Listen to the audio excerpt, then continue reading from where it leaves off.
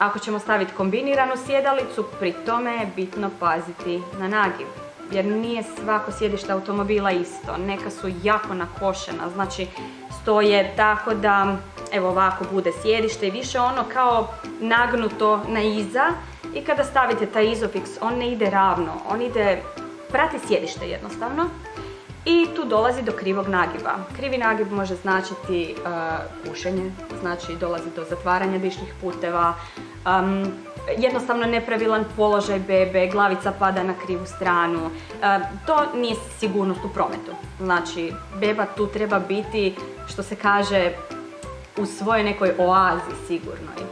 I to je to što želimo od sjedalice dobiti. Da, govoriš o ovom kutu. Dakle, idealan kut za novorođenče, znamo da je 45 stupnjeva. Tako. I onda, ako stavljamo autosjedalicu direktno na sjedalo automobila, ako sjedalica već nema neki sustav koji mijenja taj kut, koji ju nivelira, onda autosjedalica može biti ili prestrma ili može biti previše polegnuta, što opet ne pruža dovoljnu sigurnost, jer nam treba kut koji će štititi dijete u vožnji. Tako je. Tako da, kada me pitaju za kolica, zbog autosjedalice, taj Isofix da ili ne, uvijek pitam kakav vam je auto.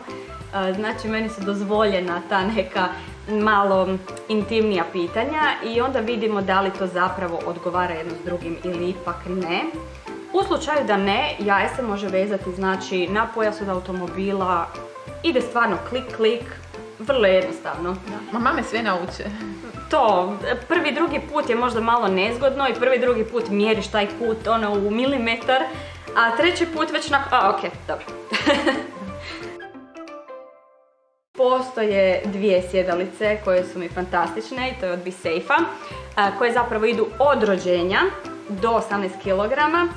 To su dakle Easy Turn BI Size, Easy Twist BI Size, to slovo B nam je bitno, jel' tako? Da, označava B kao BeSafe. Da, BeSafe kao BeSafe, odnosno B kao BeSafe ili B kao baby, zato što ima taj umetak za bebu, dakle to B označava da može od rođenja jer postoji jedna posebna shell, dakle ljuska koja se stavi unutar velike autosjedalice, kukuljica koja baš štiti novorođenče.